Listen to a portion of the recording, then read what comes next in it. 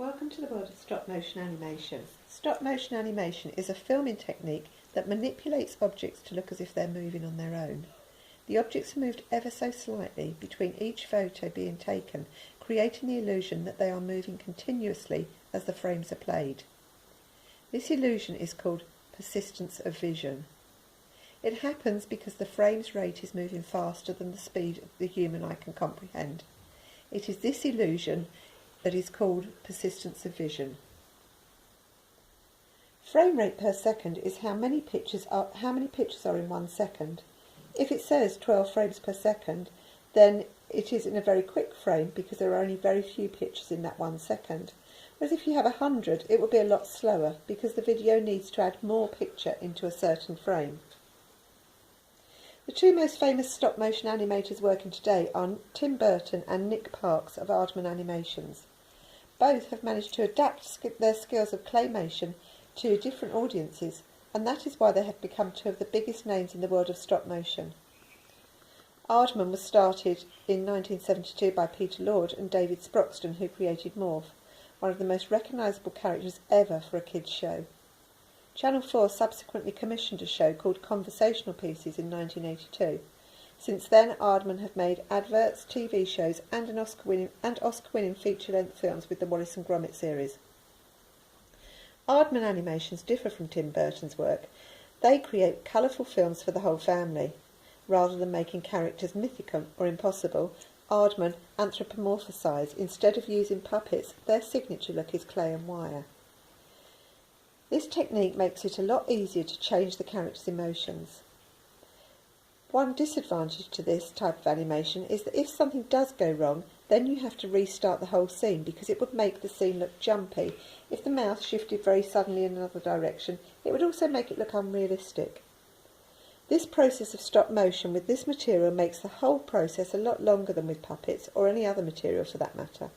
With 40 animators working on a feature-length film, 20 frames per second instead of the usual 24, and with over 20 characters, you can understand why it takes them so long to create an Aardman film.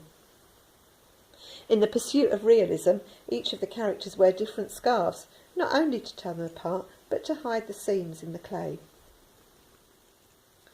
With Tim Burton, it's his growth in the film industry that makes him so unique and irreplaceable to Hollywood. His talent of being able to go from stop-motion films like Nightmare Before Christmas to films like Beetlejuice. Tim Burton creates sinister cartoons where the characters are usually undead and have human emotions and problems, except those human traits tend to be exaggerated, like the groom in The Corpse Bride. Burton is known for his classic gothic films for young teenagers, like Beetlejuice, Nightmare Before Christmas and Alice in Wonderland. He has a signature look with his films, which is a decaying look. Even if there are bright colours, there will still be a dingy look to it. Burton has a career as a director these days, moving from the role of an animator for the Disney Corporation in the 1980s. With all of his stop-motion films, where he uses materials, he makes the animators use their non-dominant hand to manipulate and create the figures so that they can portray the signature twisted look. Nightmare Before Christmas reflected Burton's talent as an animator.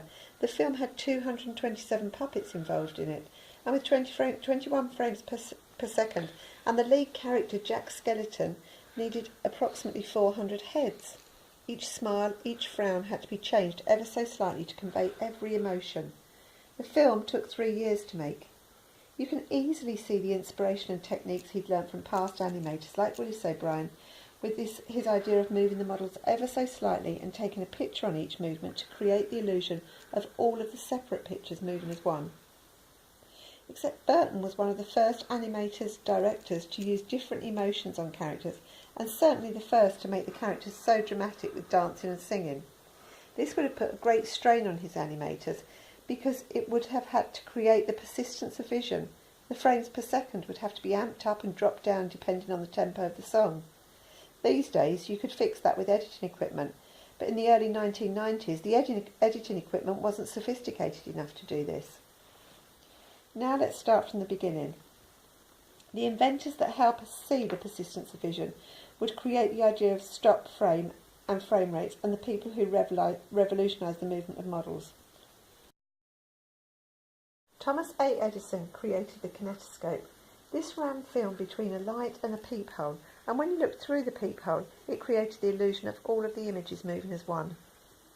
Edison wanted to make an instrument which recorded and reproduced the pictures in a motion, like the phonograph had done for the human ear. The film reel was stretched over two wheels that rotated the images like a conveyor belt. The tape had to be very tight to make a clear picture. If the cogs buckled, then the film stopped and could ruin the film reel. There were so many cogs with the kinetoscope that when it was cranked it made so much noise and distracted the audience, but later versions of the instruments were improved, which led to the invention of the cinematograph. The Lumiere brothers created the first ever projector called the cinematograph, which meant they also created the first projector, and in turn the first cinemas. They took their inspiration from the kinetoscope, which shone light onto images to make the illusion of them moving each time the light stopped for less than a second.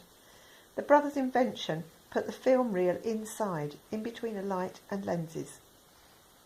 The light would shine on the film and therefore project it. The machine was hand cranked and went around at the speed of 16 frames per second, considerably faster than Edison's kinetoscope, which went at 48 frames per second. This meant that a lot less film was used, and that the noise of the machine was reduced because it ran smoother, overcoming the noise problem of Edison's machine. The films didn't buffer nearly as much as Edison's because the film was placed on a wheel, so when the hand crank is turned, the wheel with the film runs on it.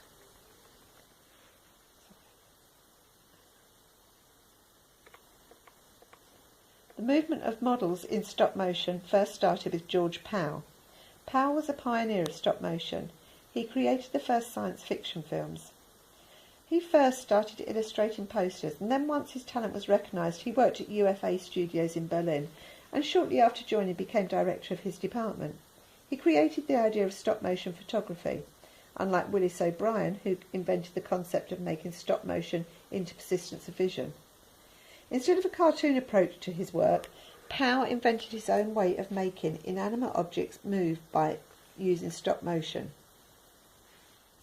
photography. He was one of the first animators-directors to personify inanimate objects. For example, he gave cigarettes faces. Pal created the idea that with each movement you could take a picture and create the illusion of the image moving.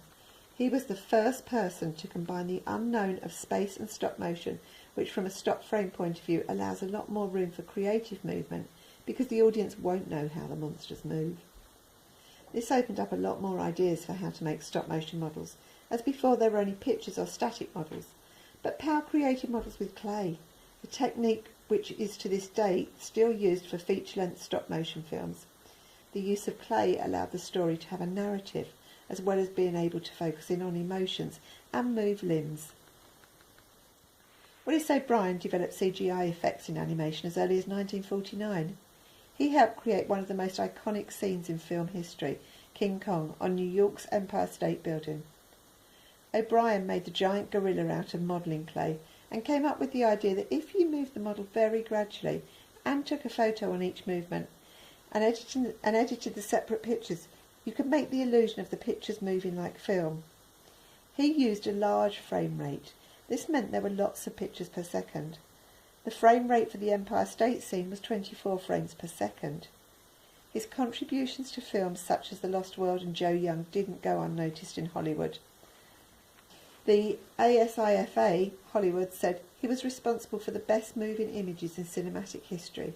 He won countless awards, including the Best Visual Effects at the Academy Awards in 1950 for Mighty Joe Young. A young O'Brien spent his spare time drawing and sculpting, and this earned him a job as a draftsman at an architecture firm, and then as a cartoonist for the San Francisco Daily News. As assistant to the head architect in the 1915 San Francisco World Fair, some of his sculptures were displayed, and this is where he was first recognised as an artist. The pieces that were displayed were animated sculptures from O'Brien's past jobs, like his model of a dinosaur and a caveman from his job as a paleontologist. Because of this groundbreaking work in the animation industry, Herman Vogler, an exhibitor, saw his talents and offered him a commission to make his own short films. Edison hired him to animate short films with prehistoric themes behind them. It was O'Brien that developed models in stop motion by using different materials like clay, better pictures and better technology, with the understanding that the more frames you have per second, the better the outcome. Ray Harryhausen was one of the most influential stop-motion animators and was inspired by George Powell's science fiction shorts and Willis O'Brien's stop-motion action scenes. Harryhausen is most well known for feature films such as The Clash of the Titans in 1981 and Jason and the Argonauts in 1961. He created a kind of stop-motion called dynanimation, which is essentially models working with human actors, such as the classic fight scene from Jason and the Argonauts. As you can see in the skeleton battle, the film was overlapped so as to make it seem as though the actors and skeletons were shot at the same time. However, what actually happens is that the actors are filmed first on set, and then the models are on a white set with exactly the same lighting, so they can crop the foreground out, so it looks like the monsters and actors are on set at the same time. After seeing King Kong, Harryhausen was fascinated by stop motion, and so took it up as a hobby. But a friend was able to set up a meeting where O'Brien could critique his work.